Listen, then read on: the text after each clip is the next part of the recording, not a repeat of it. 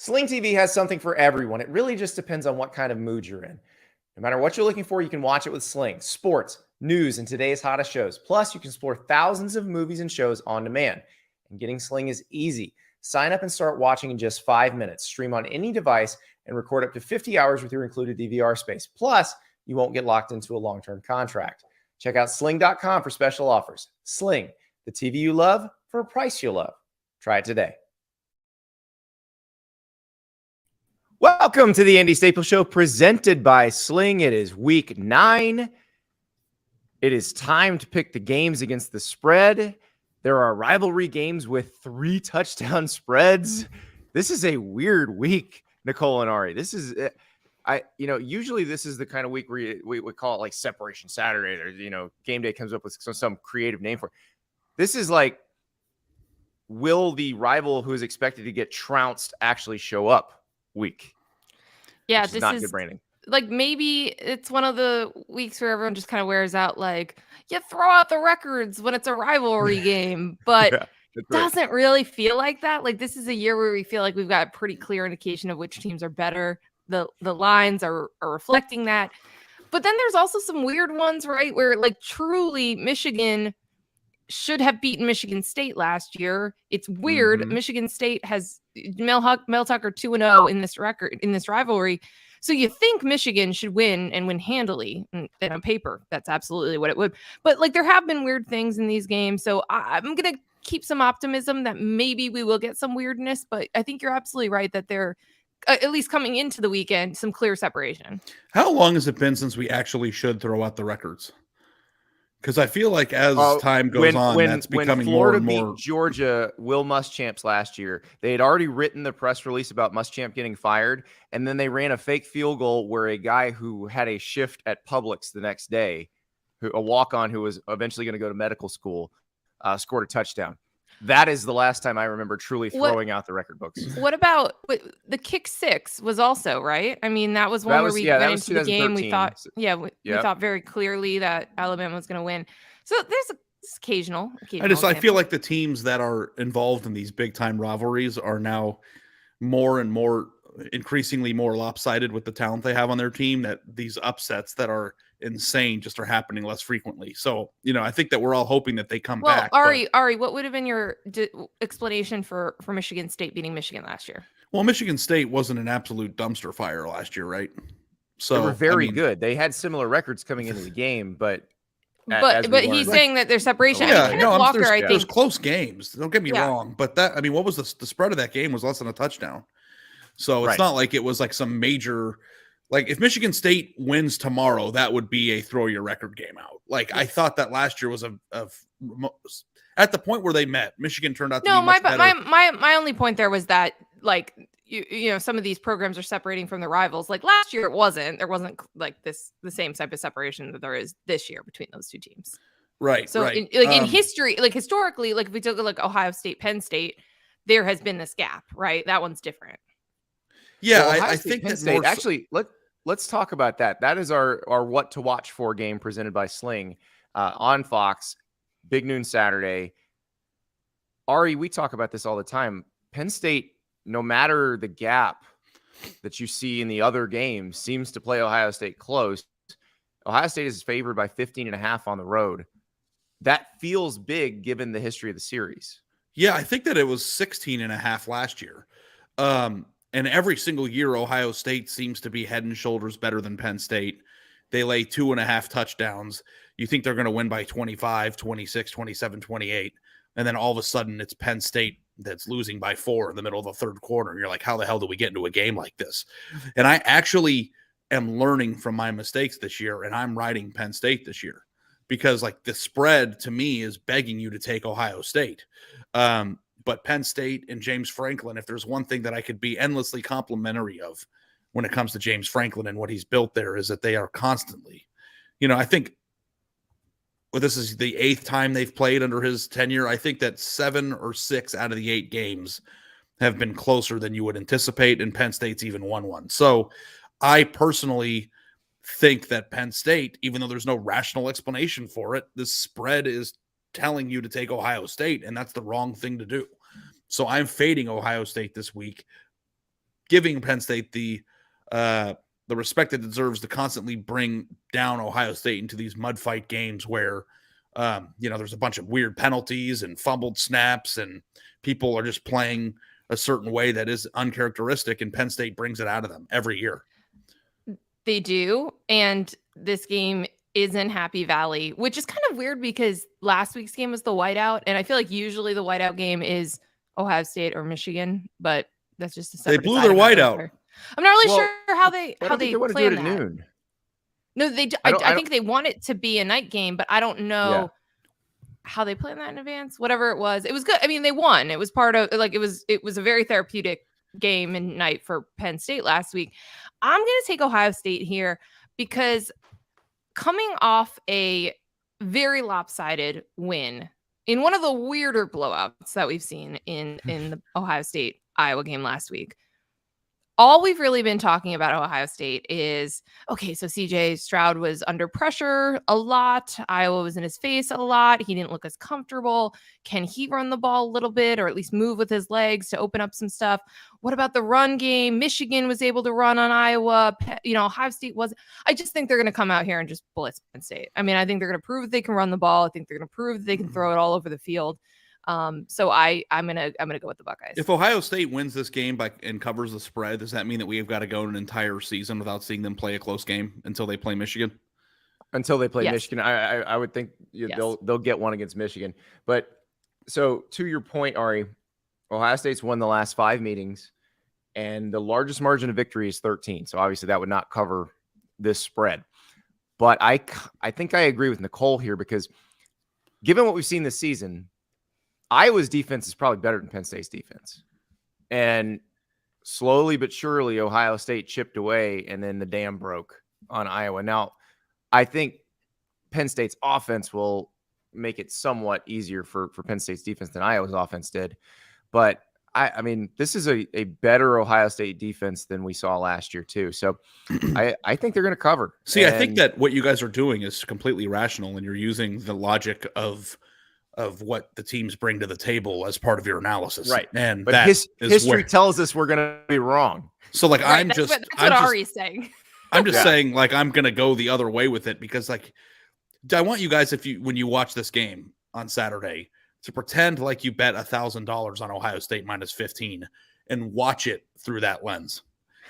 And then you'll see Ari. You'll see what I'm talking about. Like, but maybe I'll feel that way if I bet $1. Yeah, but maybe I'm saying I want you to really sweat. We don't need to take that type of like Ari's also every week on the show just saying like he picks something, the public's too high on something. I know that there's a lot when you're picking games about gut feel, but Ari's are really just like, this is a weird game. Everyone's picking the other one. I got to pick this one, which I respect. I think these are very important skills as someone who is new to the sports gambling space to understand. I'm just taking my first 2 years were gut feeling, and it didn't go well for me. So you got to have to, like, my gut feeling is that Ohio State would win this game 56-10 again. Like, that's what I think would happen. But every single year, I think that's going to happen because of the talent disparity and the way that the two teams are playing going into the game.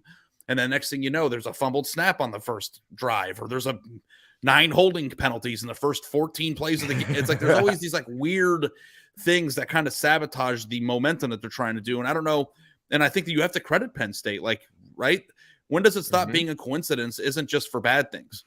It's for good things too. Like if you continually do certain things or motivate your team in a way to cause Ohio State to play that way, it's not just Ohio State messing up, it's Penn State making them mess up. So if you think that Ohio State's just going to come out and score 4 touchdowns in their first 4 drives, like that's not going to happen. I will point out that Ari's Fade the Public game, Nicole, last week was you and I were like, that Texas-Oklahoma State line is awfully weird. Texas is favored by a lot of points in this game. And Ari's like, fade the public. So, yep. Yeah. And if fading the public or making that thought process got you 100% wins, then I would be living somewhere else. But the fact of the matter is that like, if you watch that game and like, I don't know, I want to tell you guys how I gamble too. So like when I do these things. Yes, please. I often gather around. Uncle Ari has something to tell us. He doubles down in the middle of it. I don't always double down. I fade the side that's winning to try to hit a middle. So last week when I had Texas 6.5 and Texas was kicking their ass for 3 quarters, then there was a point in time where Oklahoma State was a 14.5 point favorite, or I mean a 14.5 or a 17.5 point underdog. I can't remember which one it was. And you take that side hoping that it lands somewhere in the middle.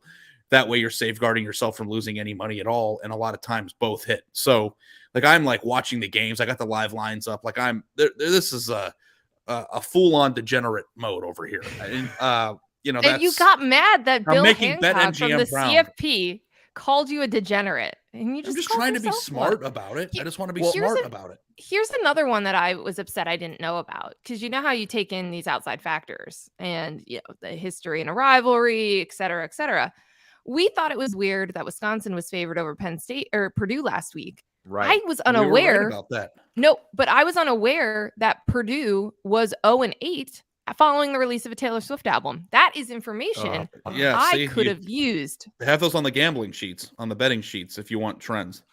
But we nailed that one, right? Didn't we all nail that one? And there was a Texas stat on that too. They had a pretty good record when Taylor Swift released an album. Yeah, they're like 7-1. Ohio State's undefeated. They're the only undefeated team after a Taylor album. I think it's the other one with Texas was games in the last 10 years. Texas has won 11 games. That is. Or Texas has won at least 11 games in every year that Jennifer Lopez has gotten married. And I think this is the year that breaks the trend. So. Oh, really? Now I would have bet more on Texas last week. She's been married. But my reaction to the Penn State Ohio State game isn't the line or the action. I don't even know which way the action's going. It's just having been through this a few times. You'll see it. We have a scientific term in my in my gambling group chat that's called grab ass. That's what this game is full of grab ass. All right. So these lines, by the way, presented by BetMGM. I want to go to the SEC for a game that also has a double-digit line, but I think could be very, very interesting. And that is Kentucky at Tennessee. Tennessee is a 12.5 point favorite. Kentucky is probably as healthy as they've been all season. Will Levis, he missed the South Carolina game, but he came back for the Mississippi State game. They had a week off after that. This is probably their Super Bowl. This is a huge game for them. Tennessee has Georgia next week. Scary look-ahead spot for the Vols. You guys think Kentucky can make this a game 1 or 2? Can Kentucky pull off the shocker? You know what this game reminds me of, Andy? And I don't know if you can remember, but last season when Kentucky started off 6-0 last year, and we were like high on them, and they were like, oh my God, they're really good. And then they had this game where they were going to Georgia, and like I was trying really, really hard to like talk myself into Kentucky, like and I was just really, like, no, really good. No, just no. And I'm like, no. And I took Kentucky. I'm like, I think we had a bet on that game and I lost. And I was like, Kentucky's actually really tough. And I know Georgia's probably going to win, but the spread was like 18 or 19. And I was like, that's a lot of points for a team that can hang in there. And then Georgia sucked the soul. It was like the original, not the original, but the prototype for the Georgia sucking your soul out of your chest game. And I think it was like 28-0 in the second quarter last year, but the Kentucky one was especially egregious. It was like Kentucky couldn't even get a first down. They were down 24-0 in the middle of the second quarter. And it didn't. So this guy Doyce just said they covered the game last year. Oh, they did. It was like a backdoor cover, wasn't it? Oh, they scored a touchdown with 4 seconds left to lose by 17. So I guess they did.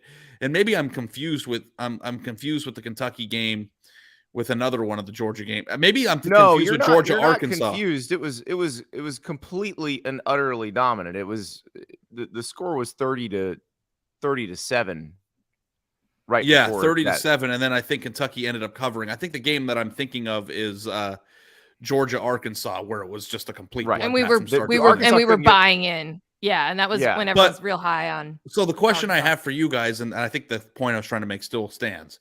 Have you bought into what completely into what Tennessee is, and how bought in are you into Kentucky being good? Because I think that'll help determine it. Because if Tennessee is the team that people are upset about that we're not putting them into the number 1 spot in the playoff or a team that beat Alabama and all that stuff. They should win this game going away, no problem. But if we're not quite sure where Tennessee is in terms of in elite company, then I think I would lean towards Kentucky here. So I'm very curious where you guys stand on Tennessee as a legit, potentially national championship contender. So Andy, I'll let you go first. I think Tennessee is good and very good at times. I think they're imperfect because their defense is susceptible to giving up a lot of points and a lot of yards. But I don't think they're necessarily like, it's not their defense is bad. Like, we've seen their defense actually be dominant against LSU. So they have that in them, which is why I'm leaning toward Tennessee just might be that good. Offensively, I have the utmost faith in Tennessee to keep scoring. So full disclosure, I'm in Knoxville right now. I'm covering this game, and the folks in Knoxville, the Tennessee, coaches, players, they feel very confident. But I think the thing people worry about is, will there be a clunker offensively? Will there be a day where they're just out of rhythm? I actually think the way that Tennessee runs the ball makes it very hard for them to be out of rhythm. And Hendon Hooker's pretty smart about running it when there's not an open receiver. So I think it's hard to get out of rhythm for them. So I think they're going to be fine scoring. This was a shootout last year, though. And Levis played a great game, and Tennessee won. This was actually kind of the turning point for Tennessee, like where those guys were like, okay, maybe we are pretty good. So I think I'm going with Tennessee here. I think they're going to be able to cover, but I know the big fear is at some point, some defense is going to make it look harder to score than they've made it look this season. And maybe this is the one, but I think Tennessee's going to be all right here. Yeah, I do too. I do fully buy into what they do and who they are offensively, the efficiency in the pass game, the way they absorbed punches against Alabama kept coming. I mean, I feel like if there's been a number of Tennessee games where going in, I'm just wondering about the opponent and whether they can hold serve enough, because you just expect Tennessee to put points on the board, the opposite of Max Olson's stop rate, right? Like just the go rate. And I think that's I think go rate. I mean, they're getting points. They're getting into the end zone.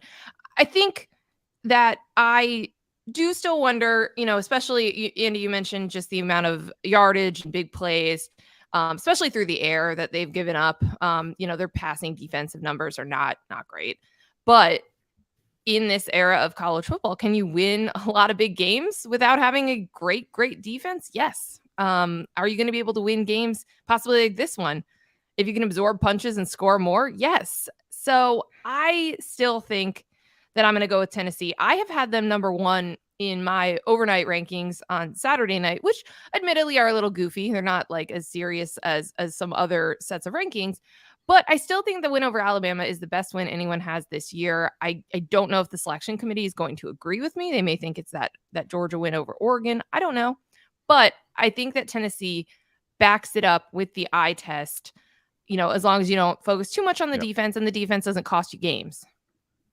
Well, Cedric Tillman, who's been out since the Akron game, is probably going to give it a try. We'll see how much he can play. He had the tightrope procedure on his ankle, he had a high ankle sprain, but they've really moved the ball well without him. And so I don't know that they need him to score a bunch in this game, but if he's playing, that's another thing Kentucky has to worry about. And really it's to make Georgia worry about it, because what do you do? Like, how do you cover Jalen Hyatt if you're concentrating resources on Cedric Tillman? Because Cedric Tillman was a 1,000-yard receiver last year. Jalen Hyatt is now, become the new hotness. Is Chad Ochocinco's favorite receiver. Chad said, I need a Jalen Hyatt jersey because it definitely means I'm scoring. I mean, it is a full-on mania here in Knoxville. Yeah, my tendency has he gotten a Hyatt NIL deal yet? Are they aware of him yet? We need to no, but we looked at the slogan. Well, involved. So I have a story in The Athletic Thursday on Jalen Hyatt and all of the stuff that's happened to him since 5 touchdowns. His dad is the one he doesn't want to deal with any of this stuff, the NIL, the agents and all that. So he just gives him his dad's phone number, and his dad's like, you would not believe how many people are calling. My favorite thing, though, that they've done, and this is actually Joey Kent's company. Joey Kent, the former great Tennessee receiver. He has a company called the Legendary Play. And so if your team has a big play, like 2nd and 26 when Alabama beat Georgia, they make an art print that shows the play design and then where the ball went. Oh, that's and cool. So for the Jalen Hyatt one, it's all 5 touchdown routes. It's really cool. And so they have those for different teams and different players in the NFL and in college football. I think they do in different sports too. So, but that's my favorite of the things. But Jalen Hyatt trying to avoid all that stuff if he can. He was like, after the Alabama game, he said 3 nights later he's in the indoor catching on the jugs machine at 9:00 at night just to kind of get away from all that. So it'll be interesting to see how he handles Hyatt's that. slogan as a company, guys, is "We care for people so they can be at their best." You're telling me we can't figure it out? We can't. Yeah, we can't. on. So I had It's there. It's right there. With some people at Tennessee about that. The big national companies can't move fast enough to capitalize on these things. That's what, like, and are they even aware of this yet? Like, this could take a minute to finally get up to like the global Hyatt execs right? That Exactly. Need to know. But it's right there. It's right there in front of them. It's so perfect. I think Hyatt needs to stop me from being confused by which hotel the playoff committee is meeting at. That's not Hyatt's fault. That was entirely your fault. There are two Hyatts within a quarter of a mile from each other. At the Dallas Fort Worth Airport. You could have asked which one though before showing up. I know. I assumed that it was at the one that we went to before. I'm sorry, I didn't think that it was the other one that was the playoff selection committee meets at a Marriott property. Yeah, that's right. And that's why that's more confusing. Yeah. Yes. Yeah.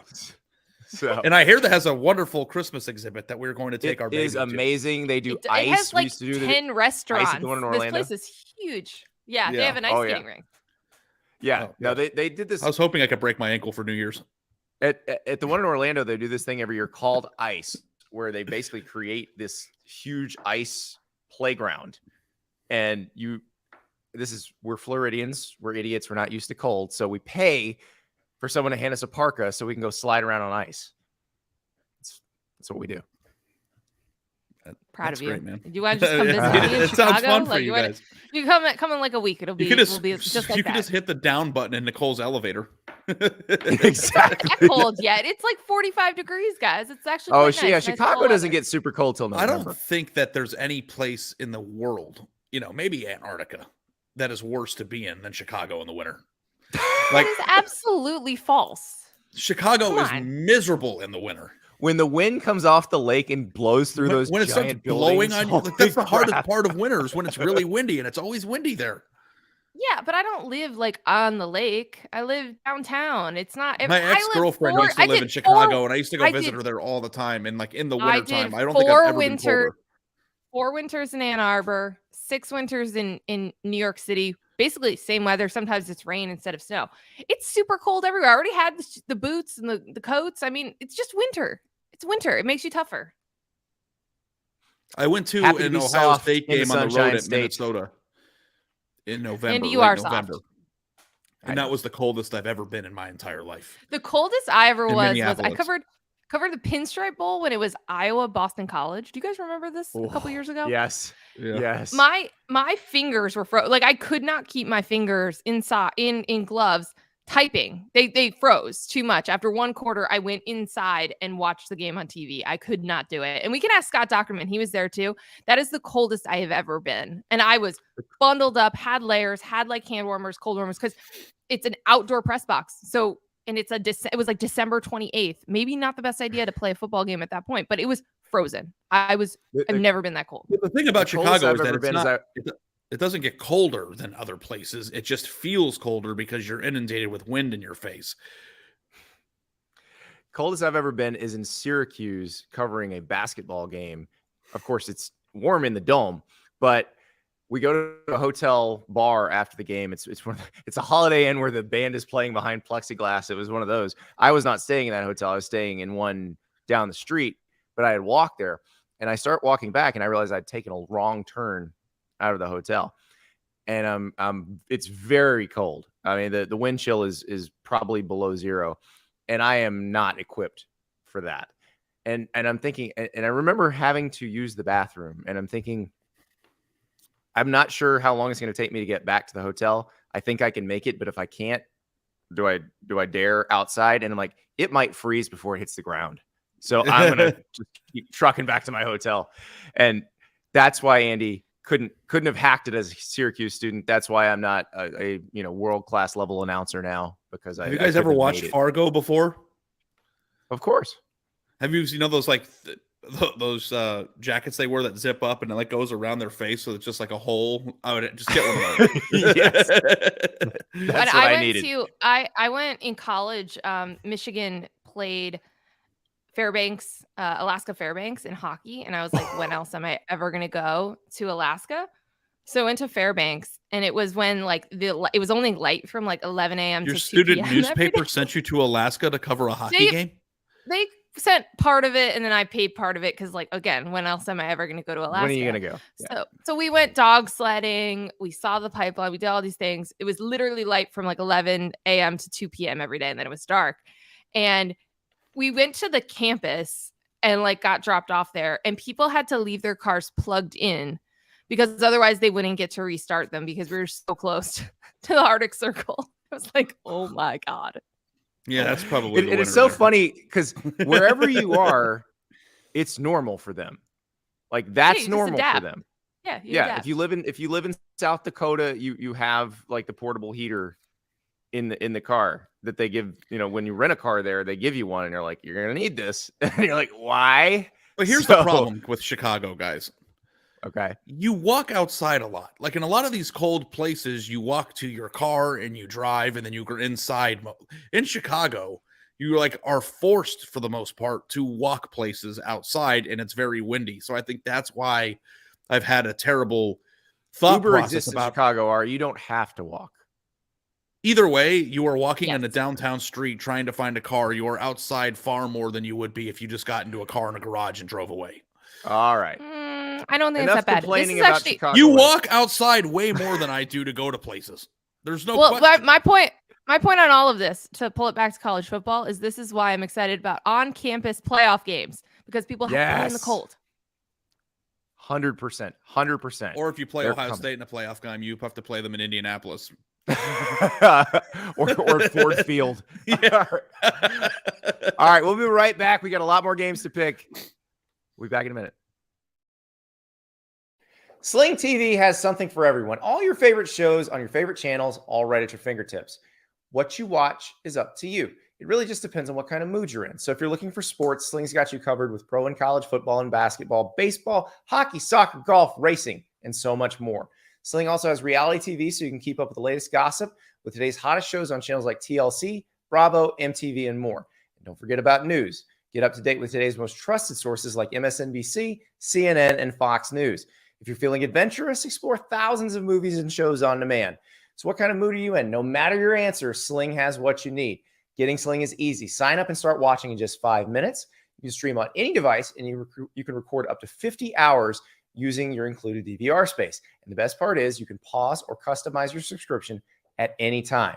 Check out sling.com for special offers. Sling, the TV you love for a price you'll love. Try it today.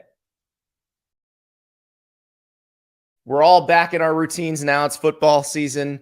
School's in session. Kids are doing a variety of activities. There's a lot going on. You know what you don't need to be doing? Going to the grocery store, chopping up stuff, cooking stuff. That takes a lot of time that a lot of days you don't have. What you need is Freshly. Freshly fits your lifestyle with plans tailored to every dietary preference. These are meals that are fresh, not frozen, delivered to your door, and you can heat them and enjoy them in just 3 minutes. No cooking, no dishes, and no trips to the store. They have a huge selection. We've got a celiac person in our house, so we need gluten-free stuff. They have an amazing menu of gluten-free food, and every week they're adding new recipes, new dishes, and it's tremendous. And you don't have to chop a single thing. So skip the grocery store and the dirty dishes without relying on frozen dinners or takeout. Meals arrive cooked fresh every week, and there's always something new to try. And now you can try Freshly and lock in huge savings across your first 5 orders. Take advantage of Freshly's sale right now and score a special deal. $125 off your first 5 orders at freshly.com/Andy22. That's freshly.com/Andy22. Freshly.com/Andy22 for $125 off your first 5 orders. Welcome back. Fresh off complaining about the weather in Big Ten country, let's go to Big Ten country for a rivalry game with a massive spread. Michigan State headed to the Big House, 22.5-point underdogs. We talked about it earlier in the show, guys. This game last year, given what we saw the rest of the season, Michigan State should not have beaten Michigan, but they did in what I think was the most fun game of last season. Is this going to be fun at all? I think you had the most fun because you watched it with me live. We did live stream it. It was pretty amazing. Cute. That's cute. I think he likes my company more than he realizes, which is weird because I don't have a lot of people in my life that feel that way. I've got my wife. I like your company, Ari. Yeah, but we've never spent 8 hours together straight. You fed me cottage cheese last week, and that was enough. That's true. Yeah, that counts for at least 2 hours. It does. Well, okay, so how do you see the game? How do you see this year's game? I think that Michigan is going to kill them. I think they're going to destroy them and dismantle them and embarrass them.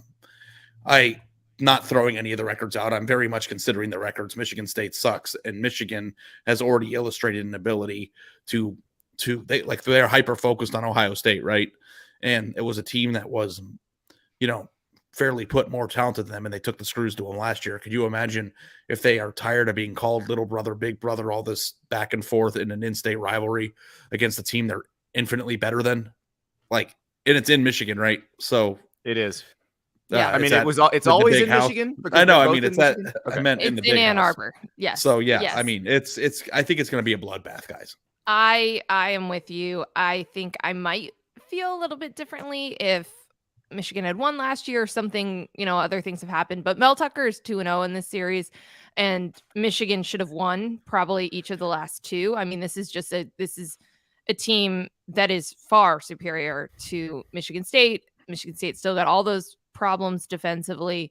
Good for them on beating Wisconsin and getting, finding some areas to have some positivity. Peyton Thorne was playing better, but it's just like these teams are not in the same weight class right now.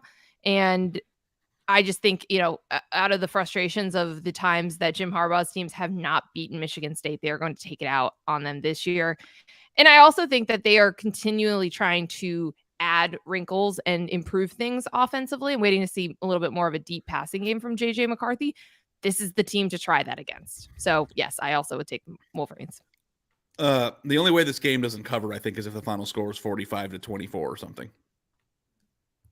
So, here's my question. Over under Michigan rushing yards, 300.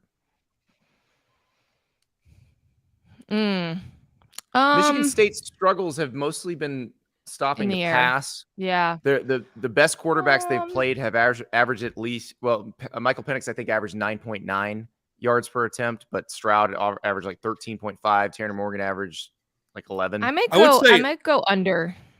I would say under 2. Over 200, under 300. 240 yards per game on the ground this year. So they're also they're not going to need to do that early, and then they'll salt it away. I think it's between 200 and 300. Michigan State held Wisconsin to 3.9 yards a carry after 3 consecutive weeks of at least 5 yards a carry. They've had time to prepare for this game. The Wisconsin game felt like a somewhat of a turning point. Yeah, but Wisconsin's offense is nowhere near what Michigan's is. Not what Michigan's is. But you know what? I'm going to take Michigan State to cover here. I don't think they're going to win, but I'm going to take them to cover because if you look at Mel Tucker's history, the 1 year at Colorado, the 2020 weird year at Michigan State, and then last year, they get up for games that they have no business being in. And they've won a couple of those. And I would argue that the Michigan game last year, in hindsight, was one of those. He knows how to get his team up for a big game. Now, the ninja trick that Nick Saban does and Kirby Smart does is they get their team up for every game. So that's where Mel Tucker has to improve.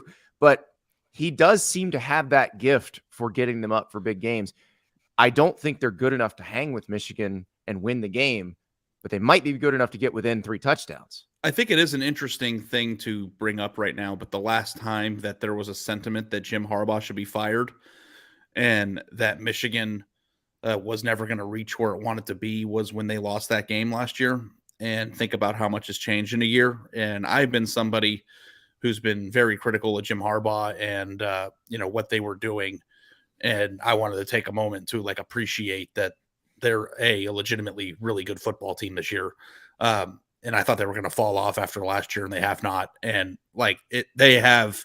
this is the final product of what you pay Jim Harbaugh all that money for. And they finally got there, and they're there. So I wanted to acknowledge that. And I covered that game. They were the better team in the game. They lost it at the end. They couldn't finish. And Kenneth Walker was insane, right? That was Kenneth Walker's Heisman foray, his entrance into the Heisman Trophy race. And it was one where, and again, I'm prepared to have a lot of anger related to these college football playoff rankings, even though I know they don't matter. And I tell myself them all the time. The midseason. You can't go in angry. Don't go in angry. No, I am going to go in angry. But last year, remember, everyone got upset because the selection committee said, nope, Michigan is better than Michigan State. And they were correct, even though those two teams had played head to head. And they talked about how Michigan actually controlled the game, et cetera, et cetera. And we were all like, why are they playing? What's the point of playing these games? They were correct. And that is how the game was, as someone who covered it and someone who watched it. And that taught Michigan how to finish games. And, again, it laid the groundwork for a lot of things that happened afterwards. But you're absolutely right that it was an inflection point about how do you respond to a loss like that in a game it shouldn't have lost. And so they've obviously figured that out in the and they turned around and beat Ohio State and made the playoff. I mean, it was exactly what. Now, I'm very curious to see what Michigan will do on Saturday night in this game. If they will treat it and perform like they are one of the 5 best teams in America, or if it's going to be one of those disgusting rivalry games that, these two teams tend to play. But I think that Michigan, I think they deserve the respect to assume that they are going to take care of business because they've given us no reason to think otherwise. And Michigan State just doesn't. Do they have any dynamic game-changing players on their team this year the way they did last year? It doesn't feel like it. So that's my concern is how they score. But I still think, again, they find ways to get up for games like this so far in Mel Tucker's brief. But it's easier to get up when you have Kenneth Walker on your team. Yeah, but they didn't have anybody in 2020, and I realized that Michigan was real down. But Michigan was they did beat that Northwestern. Remember, they beat Big Ten West champ Northwestern that year too, and had no business being in that game. So no, I think that Michigan State wins games that they shouldn't win. But I think if you get to the echelon of what Michigan is supposed to be this year, it doesn't jive with that type of team. It jives with beating. I got you. Like if Michigan has ascended into, because it's how Ohio State beats Michigan State. Because Ohio State we're getting closer to that. Beats the crap out of Michigan State every year. For the most part, not 2015, of course, but it last year Michigan State had a really good year and they couldn't even stay on the field with Ohio State. It's I think at some point we have to start viewing Michigan as closer to Ohio State's counterpart than Michigan State's counterpart. So now that you mentioned that, there's another team that has obviously ascended because they won the national title last year, but they are in the beat the crap out of teams they're supposed to beat the crap out of most of the time, and that's Georgia. They are also a 22.5 point favorite this week. Wow. In the world's largest outdoor cocktail party. Yep. And this is the least discussion I can remember about a Florida Georgia game in the last, 12, 15 years. It's so not interesting that you left your state where Georgia is playing in it to cover another SEC game that was 8 hours away. That is more interesting. Yes, you're right. Yeah, no, it is more interesting. But think about what everyone's been talking about this game. It's whether the game should stay in Jacksonville or if it should be home and home. That's not at all about the actual game for this year. That's about the future of the series. And so I'm going to break ranks with most of the folks who went to Florida. I've always thought it should be on campus. Athens is the best college town in America. Sanford Stadium's awesome. The Swamp is amazing when Florida's good. It'd be better on campus. No offense to the people of Jacksonville, but that stadium's hard to get to. It's, it's a sterile NFL stadium. It's just not I realize that's where the game's been and there's lots of history, but trust me, the game would be awesome if you played it in Gainesville and Athens. So, yeah, I don't think there's funny because very many college football people who think neutral site it would be better than. Well, I think Texas Oklahoma is fun as a neutral site game. Yes, If at that the one fair, it's played in a college football stadium though. It's played in a complete dump, but the dump happens to be in the middle of the state fair. So that's, but the game in Jacksonville, I don't think being in Jacksonville does anything for the game. And I know some people like, you know, they have their weekends planned out and all that. And obviously the classic Larry Munson call, all those places where all those dog people have their condos. I'm telling you, it'd be more fun on campus. Is there any way Florida keeps this interesting, keeps it good? I mean, if it's Anthony Richardson goes nuts, yes, we're going to talk about this game. I think so, but the thing is, we've seen him go nuts once, and that was Tennessee. And admittedly, a lot of the going nuts was after Tennessee had built a massive lead. Now, Florida did have an onside kick at the end of the game where if they'd recovered it, they would have had a chance. But I don't think Georgia's defense is going to let him do that. And we've seen when he has to face a defense that has a bunch of dudes on it, it's tough sledding for them offensively. I think that their best chances in offense is when they can run the ball and people are afraid of the backs running and Richardson running. And then you're not relying on Richardson to throw for 1,000,000 yards. But Georgia's so hard to run on. Like that's the problem is you can't get that going to get him feeling comfortable as a passer. And so, I mean, you saw it last year that Dan Mullen gave him his first start in this game. And I feel like, you know, that was Dan saying, stop telling me to start this guy. I'm going to set him up to fail against the best defense in the world. And there was a period right before the half where everything just completely imploded. And yes, that's the thing you're concerned about is Georgia scores, quick turnover deep in Florida territory. Georgia scores again, and it's over. And look, Florida's not shown us anything to say that that's not what's going to happen. The other thing is Florida's defense. The last few weeks, what we've seen from them, Georgia should be able to move the ball fairly comfortably and regularly down the field, and not necessarily. I mean, they don't have to play. They don't have to have that explosive a passing game. They can just move it, you know, in smaller chunks and control the game. Sounds like Jalen Carter's not going to play. Sounds like AD Mitchell's not quite ready to play yet. The Florida folks are probably just this is the part that probably hurts their hearts the most. It probably doesn't matter if Jalen Carter plays. Like the fact that Georgia can say, we don't need Jalen Carter for Florida. We need to make sure he's back and ready for Tennessee.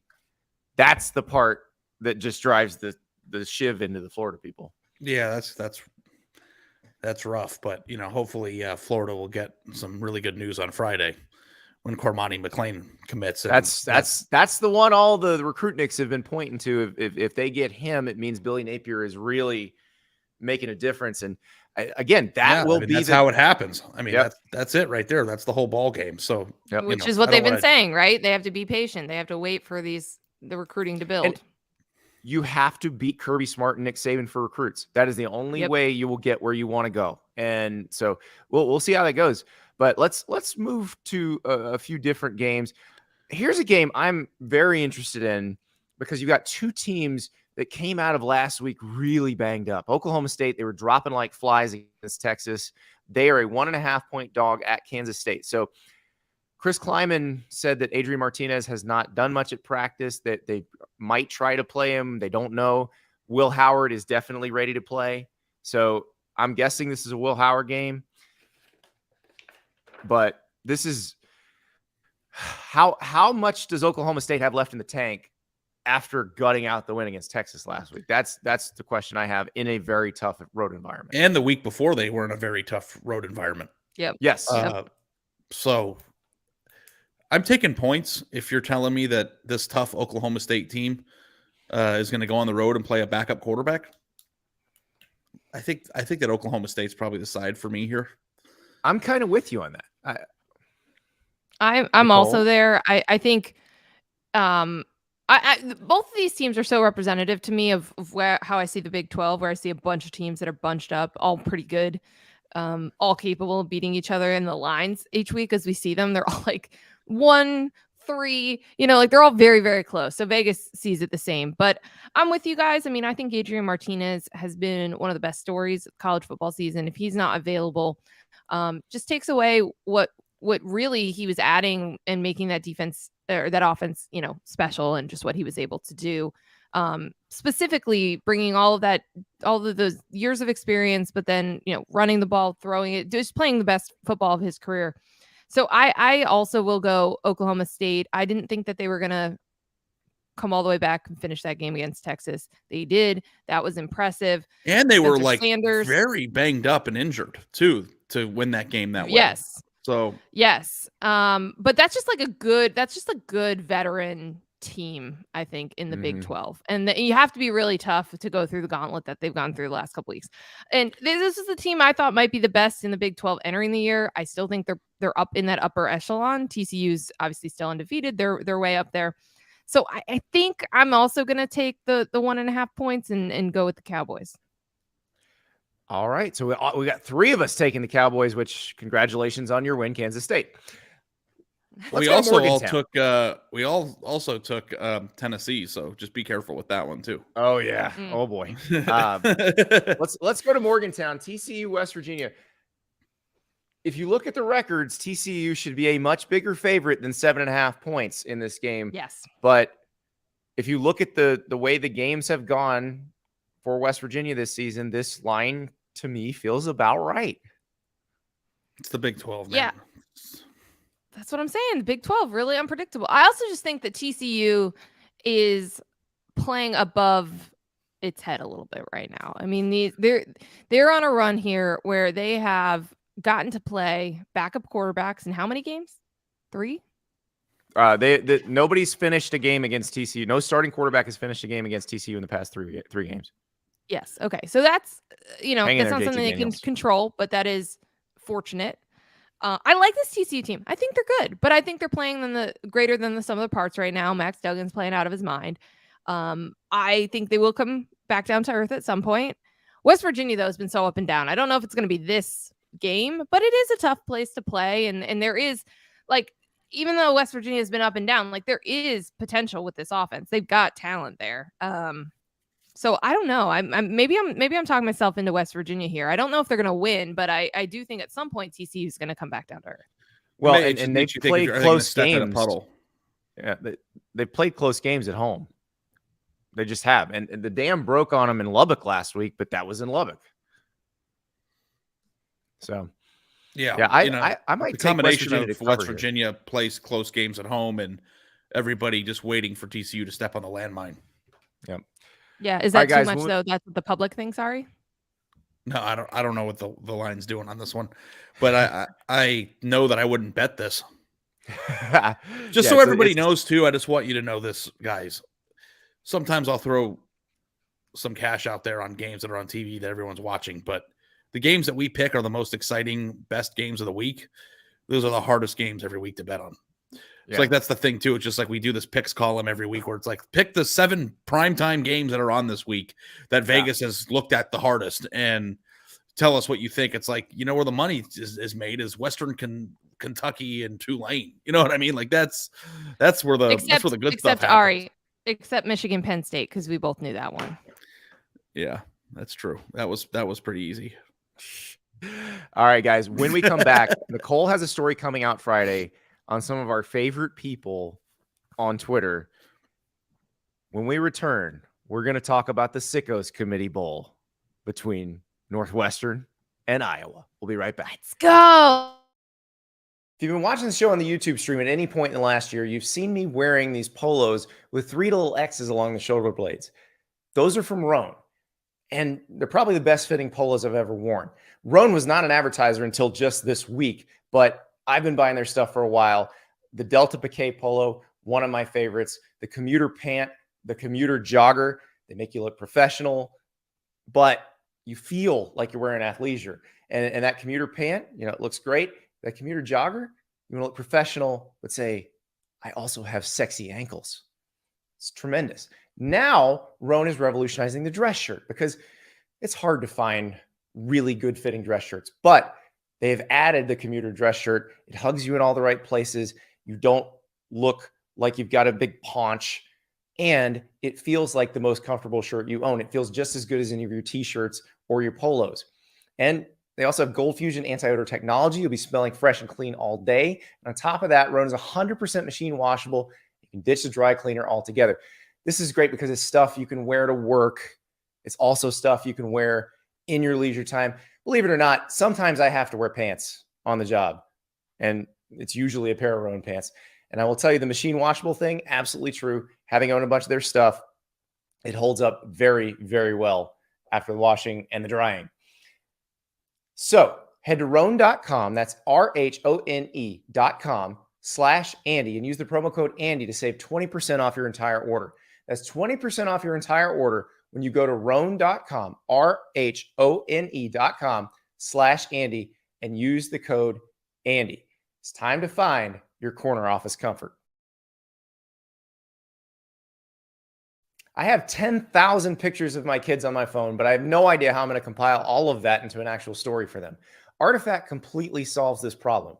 At the end of each year, they create a narrated video yearbook about each of my kids. Artifact sets me up with a professional interviewer to talk about my children throughout the year. I add photos whenever I want, and the whizzes at Artifact edit it all together into a video yearbook. It's easy, fun, and affordable. The grandparents absolutely love it. And you know what? One day, it's going to be an amazing gift for the kids themselves. You might remember that Artifact is a longtime sponsor of this show. They still do life stories of older family members, but now they have a product for parents like me, watching my kids grow up way too fast and wanting to hold on to those memories while they're fresh. You can sign up to try it yourself for less than $9 a month when you use my code STAPLES at checkout. So go to heyartifact.com/kids and enter the code STAPLES to get started. That's heyartifact.com/kids and enter the code STAPLES. We head now to the Sickos Committee Bowl. Nicole, tell us a little bit about the Sickos Committee for those who don't know. Yeah, so this is a very fun story, near and dear to my heart. I wrote about the Sickos Committee, the account on Twitter. They've got 55,000 followers now. And I think it's become very general knowledge that there are Sickos games. We are aware of what is a Sickos game. You know it when you see it. You can just feel it. Sometimes there's a game that you can just circle, like Iowa and Northwestern, obvious Sickos game. We are looking at the nation's worst offense and a team that has not won a game in the United States of America in over a year. That is obviously a Sickos game. Maction, Fun Belt, all that stuff, always Sickos games just because they're fun and they're on weird times in the day. And so I did a story about the Sickos Committee, the folks behind this account, how they determine what are Sickos games, how they built this thing, the tone that they use, because I think they have a really good tone about not being mean. Like everyone's in on the joke, which is part of the reason that like Nebraska was the Sickos team of the year last year because of all the ways that they won or all the ways that they lost one possession games. This year, I mean, it's early to say, but it's going to be Iowa for sure. Because I asked them, I said, do you think this account would have been as popular over the last 2 years without Iowa football? And they said no, because they are finding new and creative ways to lose. And they love stuff like a blocked punt, pick sixes. They love that kind of stuff. So that's part of it. And, you know, I just think they're really fun and it's refreshing because so much of college football internet is talking about the playoff, is talking about the top teams.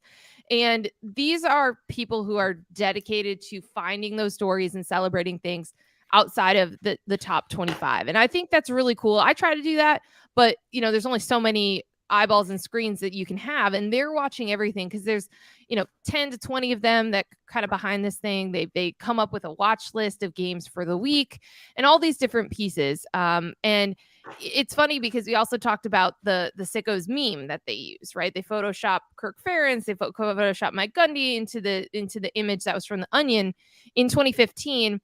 And let me just quote Jordan Edmondson. He's the guy who does the graphics and some of the memes that they create. He goes, we're the sickos because we watch everything. It's not the teams who are sickos. We're the ones who are sick. We're the ones in the window looking in going, ha, ha, ha, ha. Yes. At all these great games. And so anyway, I love these guys. They do a great job. And I just think it's a great addition to the college football internet that you have people paying attention to New Mexico State and UConn and all of those types of teams. These guys are the purveyors of grab ass. Like that's what they like. Yes. Okay, wait. So here's a quote. So from Jason Kirk, our pal, from this corner of the internet. They consider him the godfather of the sickos committee because when he would do like a watch grid, he would say like, this is a game just for sickos. He said that he enjoys about them is that they're very official and bureaucratic, right? Like they're a committee and they have watch lists and games of the week and warnings and all these different things. And quote, they take on the language of a committee, but it's a committee of football perverts enjoying the worst representation of the silliest sport. I feel like that's the perfect description. And that's the perfect description of this game. Let me throw some stats at you. Iowa Northwestern. Northwestern is an 11.5-point dog going to Kinnick Stadium in Iowa City. So this is the 106th best offense in terms of yards per play. That's Northwestern against the 130th best offense in terms of yards per play. That is Iowa. Now, where the rubber really meets the road in this matchup and why the line is where it is and why the number is where it is. The number, by the way, the total is 37.5 and has come up, actually, as weird as that sounds. This is the number 4 defense in terms of yards per play allowed. That's Iowa. Versus the 94th best defense in terms of yards per play allowed. That is Northwestern. What they're trying to say is Iowa's offense might actually score, but Northwestern's will not. I'm very excited for this game in a non-ironic way. I think that when I look at the line on the game and then also that the total has gone up, I think that they're baking in a defensive score from Iowa. That's my only one every week. So yeah, they basically always do. Ari and I always discuss this as we're discussing the total. So I think that that's part of it for sure. Also, you have a Northwestern team that loves to turn the ball over, and you have an Iowa team that loves to force turnovers. So that's another area.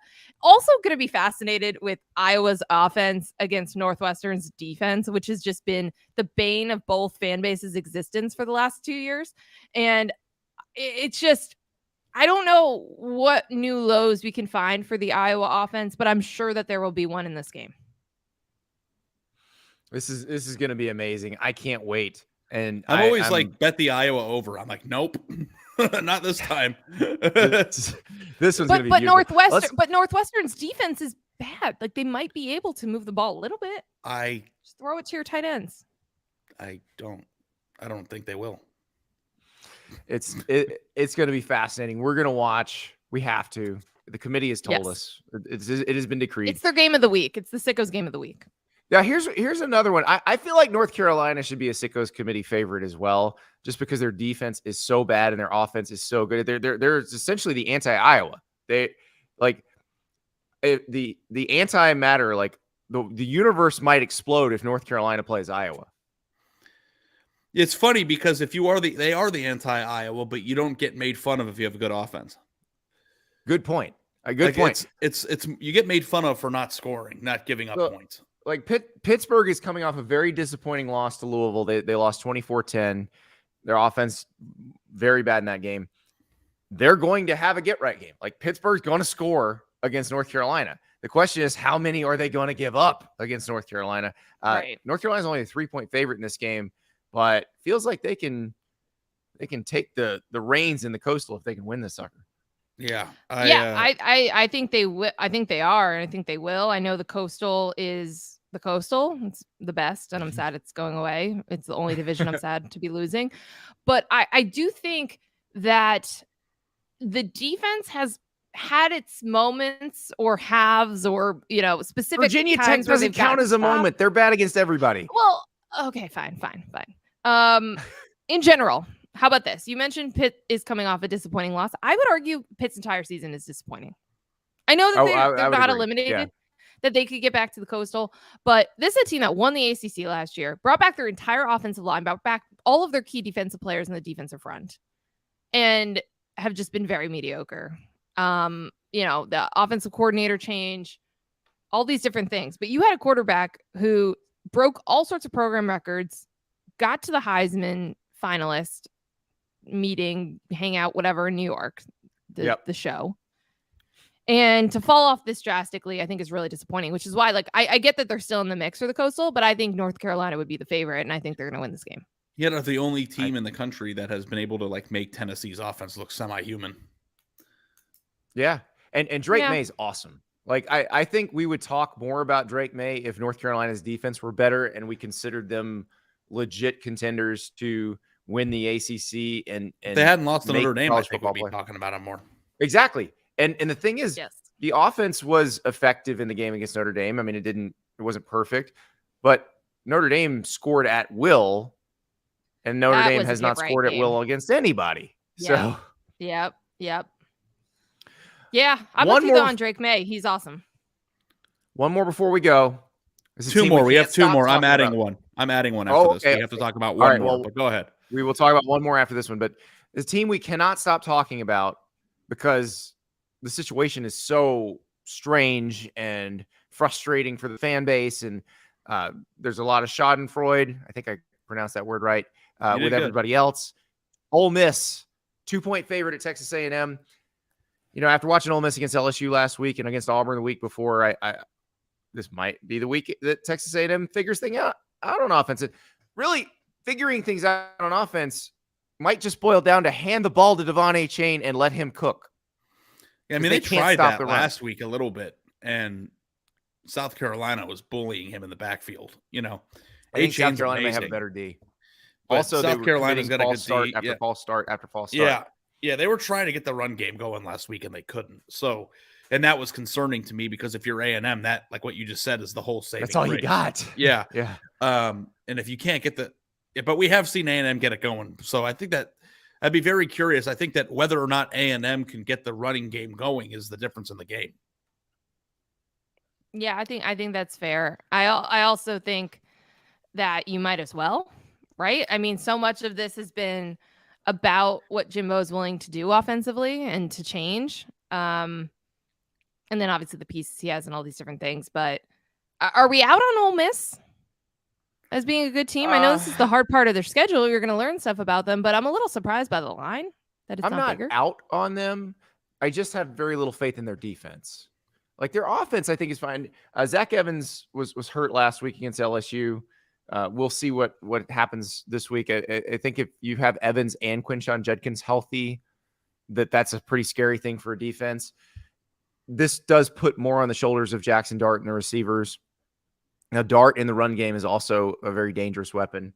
But if they're not at full strength offensively, I think this could be a very close game. If Ole Miss is what it has been offensively most of the season, I don't think Texas A&M has much of a chance. Yeah, that's where I am on that. So I think I lean Ole Miss for that reason. I'm leaning Ole Miss too. All right, Ari, give us the other game. I'm not getting out of here, and Nicole will appreciate this without talking about Illinois, Nebraska. Oh yeah. This is a sicko game too, by the way. I had that. Yeah, this one ready to roll. This one is I'm just like Illinois to the Big Ten championship train right here. Like, is Illinois like, Nicole? Please just bring some context to this. Like, is Illinois good? No, they are good. They are the favorite in the West to get to Indianapolis, especially not Purdue lost last week. But no, they are good. I mean, Brett Bielema knows how to win in the Big Ten, and he knows how to win in this division. They have one of the best running backs in the country, one of the best defenses in the country. That is the formula. And, Tommy DeVito's been playing well for them. I mean, he was key in the Minnesota game a couple weeks ago, but they've already beaten the teams that they needed to beat to be in position here. They've got Michigan, but they should be able to lose to Michigan and still get to Indianapolis to play Ohio State or Michigan. I mean, they're in a it's the good only position. game on there they can't win, right? Michigan. Right. They already did it. They already went through the teams that are typically good or the teams that we thought were going to be contenders this year. So even that Purdue game that's left, I thought kind of maybe that'll be it for the West, but Purdue's been an agent of chaos this season and they just lost. So they're falling back a little bit. Yeah, I think Illinois is pretty good. I like Chase Brown is one of the best running backs in the entire country, and people don't really talk about it that way. Yeah, I mean, as long as Illinois wins the games they're supposed to win and beats Purdue, they can lose to Michigan and they're fine because they're 3-1 in conference right now. If they beat Purdue, that would hand Purdue a third conference loss. They would be handing Nebraska a third conference loss this week. That would be it.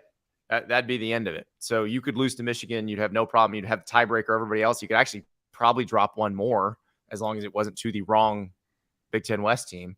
So, yeah, I think it's definitely trending toward Brett Bielema leading the Illini into Indianapolis. Illinois, I mean, Ohio State beats Michigan by 1 point on the last play of the game, and it's a fluke. They win the Big Ten championship game. Michigan is a one-loss team at the end of the year, and the Illinois win for Michigan is going to be the thing that props them up into the number 4 spot over undefeated Clemson. Ooh. Well, listen, the Tennessee or Georgia, depending on how that game goes, or the Ohio State or Michigan, depending on how that game goes, scenarios where the loser gets into the playoff, all of them feel very plausible to me right now. I'm excited. We have not been talking a lot about the playoff, right? Because it's been a very interesting season, but I think that because it's been such an interesting season, the door is wider open than usual for chaos. I agree. I agree. And I love that. And how great is it that Brett Bielema can help be an agent of that chaos? Yes. Let's go. Greatest sport in the world, everyone. That's right. We'll talk to you after the games.